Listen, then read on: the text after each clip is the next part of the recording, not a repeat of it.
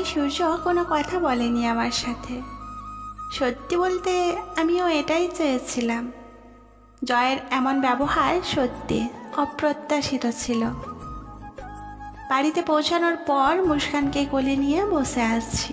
মন মেজাজ একদম ভালো নেই। কান্না পাচ্ছে কিন্তু কাঁদতে পারছি না। এদিকে মুস্কানও এখন কোলে থাকতে চাচ্ছে না। মুস্কানকে নিয়ে যে হাঁটবো সেই শক্তিটুকুও মনে হচ্ছে নেই আমার। কিন্তু মুস্কানের কান্না থামানোর জন্য ইচ্ছের বিরুদ্ধে শক্তি সঞ্চয় করে হাঁটছিলাম। সূর্য রুমে এসে আমার কোল থেকে মুস্কানকে নিয়ে নিল। যাও, ওয়াশরুম থেকে ফ্রেশ হয়ে রেস্ট নাও কিছুক্ষণ। আমিও আর কথা না বাড়িয়ে ওয়াশরুম থেকে ফ্রেশ হয়ে শুয়ে পড়লাম। একবার ঘুরে তাকালাম সূর্য কি করছে দেখার জন্য। দেখলাম মুস্কানকে কোলে নিয়ে হাঁটছে আর ওর সাথে কথা বলছে। কান্না করার কারণে মাথাটা ভারী হয়েছিল, তাই বিছানায় শরীর রাখতেই দুচোখে ঘুম ভর করে আসে। রিয়া জয়কে ইচ্ছে মতো বকাঝকা করছে। কেন এমন করলি প্রিয়ার সাথে? জয় কিছু বলছে না, চুপ করে আছে। রিয়া আবার বলল, দেখ জয়, প্রিয়া কিন্তু তোকে কখনোই ভালোবাসেনি। আমরা তিনজন ছিলাম বেস্ট ফ্রেন্ড। প্রিয়া তোকে ফ্রেন্ডের বাইরে আর কিছু ভাবতে পারেনি কখনো। তাহলে কেন এমন করলি ওর সাথে? আজ তো ওর সাথে ভালো মতো একটু কথা বলতে পারতিস, দেখতিস মেয়েটা কত খুশি হতো। আমি কি করতাম বল? ভালোবাসি আমি প্রিয়াকে। এই ভালোবাসার কোনো ভিত্তি নেই জয়। প্রিয়া এখন বিবাহিত। হ্যাঁ সেই তো, প্রিয়া এখন বিবাহিত। টাকাটাই সব এখনকার যুগে। টাকার কাছে বিক্রি হয়ে গেল প্রিয়া। তুই প্রিয়াকে ভুল বুঝছিস জয়। কোনটা ভুল বলতো? একজন বিবাহিত ছেলে, তার একটা মেয়েও আছে। তাকে কি এমনি এমনি বিয়ে করেছে? হয়তো আমাদের দেখার আড়ালেও অনেক অজানা কিছু আছে যেটা আমরা জানি না। সবচেয়ে বড় কথা হলো প্রিয়া যদি সূর্য ভাইয়ার সাথে হ্যাপি থাকে, তাহলে তুই কেন মাঝখানে ঢুকবি বলতো? কি করব আমি? ভুলে যা প্রিয়াকে। পারবো না। বেশ, তোর যা মন চাই তুই তাই কর, আমি গেলাম। শোন, কি? প্রিয়ার সাথে একবার কথা বলে দিতে পারবি? কেন? সরি বলবো। সত্যি নাকি আবার কোনো সিক্রেট করবি? বিশ্বাস হয় না আমাকে? আচ্ছা, আমি প্রিয়ার সাথে কথা বলে জানাবো। আনুমানিক 4 ঘন্টা ঘুমাতে পেরেছি। সূর্য এসে ঘুম ভাঙিয়ে দেয়। প্রিয়া, ওঠো। কি হয়েছে? খিদে পেয়েছে, খাবো। কিচেনে সব আছে, খেয়ে নিন। তুমি খাবে না? না, কেন? এমনি ভাল লাগছে না। কোনো এক্সকিউজ নয়, তাড়াতাড়ি ওঠো। বললাম তো ভালো লাগছে না। সূর্য আমার কোনো কথা শোনেনি, টেনে উঠিয়েছে। কিন্তু আমিও নাছোড়বান্দা, কিছুতেই খাবো না। সূর্য আমাকে অবাক করে দিয়ে বলল, শোনো, তোমাকে টেনে উঠিয়েছি বলে ভেবো না, খেতে উঠিয়েছি। একটা ডিম ভেজে দাও, আমি ভাত খাবো। কি আর বলবো, কিচ্ছু বলার মতো ভাষা নেই। উঠে কিচেনে গেলাম। অন্যমনস্ক হয়ে কাঁচামরিচ কাটতে গিয়ে ডান হাত কেটে ফেলেছি। হাত কাটার হলো এক যন্ত্রণা, তার মধ্যে মরিচ কাটতে গিয়ে হাত কাটলাম। হাতটা একদম জ্বলে পুড়ে যাচ্ছে। ঠান্ডা পানিতে কিছুক্ষণ হাতটা ডুবিয়ে রাখলাম। আমার দেরি হচ্ছে দেখে সূর্য কিচেনে আসলো। একটা ডিম ভাজতে এতক্ষণ লাগে? কথাটা বলতে বলতে সূর্য কিচেনে আসে। হাতে কি হয়েছে? কেটে গেল। কিভাবে? আরেকবার কেটে দেখাবো? Stupid girl. আমি মাথা নিচু করে বললাম, মরিচ কাটতে গিয়ে।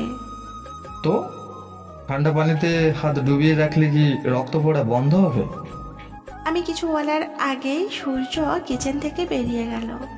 কয়েক সেকেন্ডের মধ্যে ওয়ান টাইম এনে হাতে লাগিয়ে দিয়ে বলে, সরো, আর ডিম ভাজতে হবে না তোমায়, আমি ভাজি, তুমি দেখো। ডিম ভাজার পর সব খাবার হাতে হাতে টেবিলে নিয়ে দিলাম। সূর্য ভাত বাড়তে বাড়তে বলল, দেখো তো মুস্কান ঘুম থেকে উঠেছে নাকি। রুমে গিয়ে দেখলাম মুস্কান তখনও ঘুমাচ্ছে। এসে দেখি 2 প্লেটে ভাত বেড়েছে। আমি জিজ্ঞেস করলাম, 2 প্লেটে ভাত কেন? আমি একাই খাবো, কোনো সমস্যা? না না, আমার কেন সমস্যা হবে? তাহলে চুপ করে বসো। আমি কেন বসবো? আমি খাবো আর তুমি দেখবে, তাই। আমিও মন খারাপ করে বসে পড়লাম। সূর্য ভাত মাখছে। এতক্ষণ রাগ আর জেদে খাওয়ার ইচ্ছে ছিল না, কিন্তু এখন খাওয়ার দেখে মনে হচ্ছে পেটের ভেতর ইঁদুর দৌড়াচ্ছে। কিন্তু এটা তো একটা স্বার্থপর। আর একবারও জিজ্ঞেস করলো না, আর একবার জিজ্ঞেস করলে ঠিকই খেতাম। কিন্তু এই পেটুক তো একাই 2 প্লেট নিয়ে বসেছে।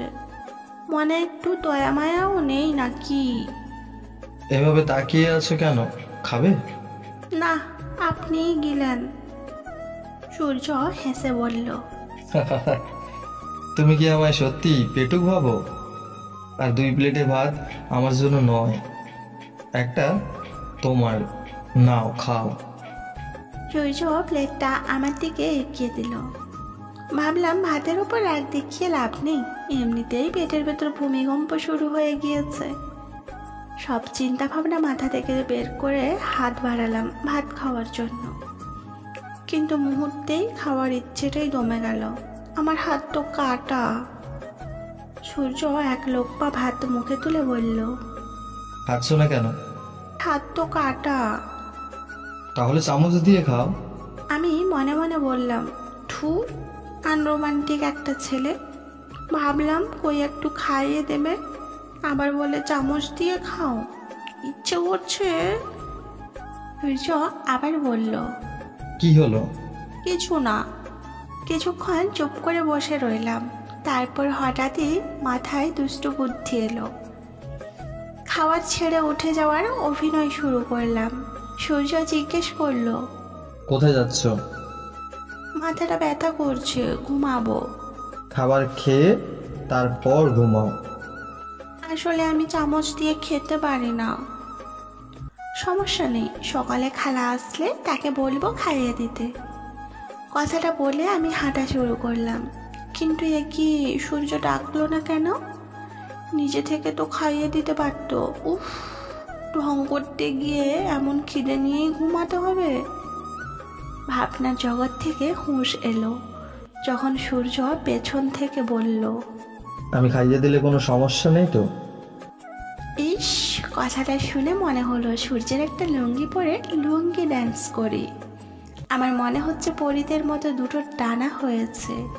মনটা আকাশে বাতাসে ওড়া শুরু করে দিয়েছে। আর কি আনন্দ আকাশে বাতাসে। কিন্তু আমার পরীদের মতো ডানা কই? ধুর, আমি তো নিজেই পড়ি, ডানা কাটা পড়ি। আহা, গানটা মনে মনে গাচ্ছিলাম, আমি ডানা কাটা পড়ি, আমি ডানা কাটা পড়ি। আমাকে চুপ থাকতে দেখে সূর্য বলল, সমস্যা থাকলে থাক। আমি লাফিয়ে সূর্যের কাছে গিয়ে বললাম, এই না না, কেন, কোনো সমস্যা নেই। আবার কোলে এসে বসবে নাকি? আমি তাকিয়ে দেখলাম সূর্যের অনেক কাছে চলে গিয়েছি। না না, তা না, মানে কেন, আমি তো এখন বড়। বসো চেয়ারে। একটা চেয়ার টেনে সূর্যের পাশে বসলাম। আমাকে যে প্লেটে ভাত দিয়েছিল ওই প্লেটে ভাত মাখছিল।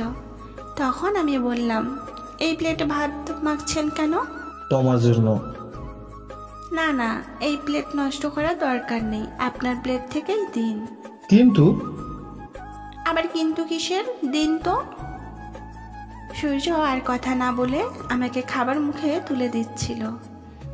আর আমার মনে হচ্ছিল কেউ আমাকে আকাশের চাঁদটা তুলে দিচ্ছে। মুখে খাবার নিতে যাব, তখনই কলিং বেল বেজে উঠেছে। মেজাজটা তাহলে কেমন লাগে? এত রাতে কে আসলো আবার? আমি বললাম, দেখে আসছি কে এসেছে। খাবারটা আগে মুখে নিয়ে নাও। আমি এক লোকমা খাবার মুখে নিয়ে দরজা খুলে দেখি বর্ষা আপু এসেছে। বর্ষা আপু ভেতরে ঢুকতে ঢুকতে বলল, হাই প্রিয়া। আমার মুখে তখন খাবার, কিছু বলতে পারলাম না, শুধু গাল ফুলিয়ে একটা হাসি দিয়ে মাথা নাড়ালাম। দরজা লাগিয়ে ডাইনিং রুমে গেলাম। বর্ষা আপুও দেখছি সূর্যের পাশে গিয়ে বসেছে। যতই বেস্ট ফ্রেন্ড হোক, ভেতরটা কেমন যেন জ্বলে পুড়ে ছারখার হয়ে যাচ্ছে।